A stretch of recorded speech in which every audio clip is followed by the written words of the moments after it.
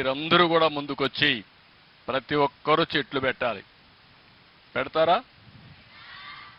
మీ వల్ల రాష్ట్రంలో ఉండే అందరికీ వినపడాలి. గట్టిగా చెప్పండి, చెట్లు పెడతారా లేదా? పెట్టిన చెట్టుకు నీరు పోస్తారా లేదా? మొట్టమొదటి చెట్టు ఒకటి పెట్టండి. ఆ చెట్టుకు మీ తల్లి పేరు అమ్మ పేరు పెట్టండి. అమ్మ పేరు ఎందుకంటే కన్న తల్లి మనకు జన్మనిచ్చింది. ఆ తల్లి రుణం తీర్చుకోవడానికి ఒక చెట్టు పెడతామని గట్టిగా మీరందరూ చెప్పాలి. పెడతారా? మళ్ళీ నేను వచ్చి చూడొచ్చునా? నేను పవన్ కళ్యాణ్ గారు ఎక్కడొచ్చినా అడుగుతాం, ఎక్కడ చెట్టు పెట్టారో చూపించమని. ఆ చెట్టు పేరేంటి అని అడుగుతాం. అప్పుడు ఏ పేరు చెప్పాలి మీరు?